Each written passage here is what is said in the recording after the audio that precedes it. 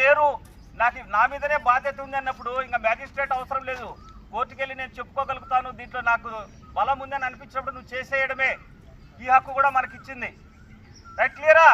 ఈ విధంగా ఫైట్ చేస్తూ ఉంటాము. ఫైట్ చేసినా కానీ కంట్రోల్ అవ్వట్లేదు. అల్లరి ముక్కలు ఇంకా రాను సమయం ఎక్కువైపోతుంది, గుంపులు ఎక్కువైపోతున్నారు. ఇంకా కంట్రోల్ చేయాలంటే వేరే మార్గం లేదు, లాఠీ చార్జ్ మాత్రమే చేయాలని నిర్ణయించబడినప్పుడు నెక్స్ట్ లాఠీ చార్జ్ చేయాలి.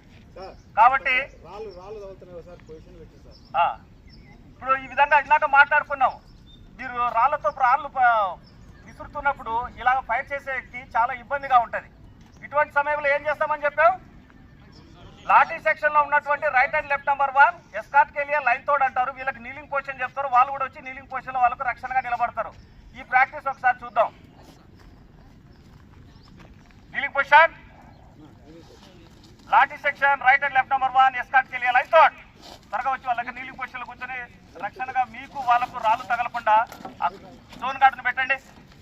పైకి ఎత్తుకోవాలి, స్టోన్ గార్డు పైకి ఎత్తాలి. మీరు షోల్డర్ పైకి ఎత్తండి. మా యాంగిల్ షాట్ ఏం పెట్టండి, యాంగిల్ షాట్ ఏం అలాగా విధంగా ఫైట్ చేస్తారు. రిలోడ్, ఫైట్ చేసామని రిలోడ్ చేయండి, అక్కడే రిలోడ్ చేయాలి.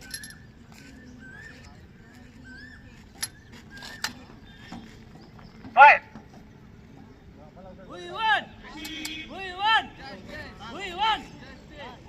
రైట్. ఈ విధంగా ఫైట్ చేసినా కంట్రోల్ కాలేదు. Gas section rise up, gas and lathi section right number 1 line తోట్ వెళ్ళిపో. మీరు ఇమీడియట్ గా వెళ్ళిపోవాలి. ఇక లాఠీ సెక్షన్ తో బాబు ఆపరేషన్ చేయడానికి ఇప్పుడు ప్రయత్నం జరిగేటప్పుడు ప్లాటూన్ కమాండర్ గారు మళ్ళీ ఒకసారి మీకు వార్నింగ్ ఇస్తాడు. ఆ వార్నింగ్ ఇచ్చిన తర్వాత 2 నిమిషాల సమయం ఖచ్చితంగా ఇవ్వాలి. దాని తర్వాతనే మళ్ళీ యాక్షన్ మొదలవుతుంది.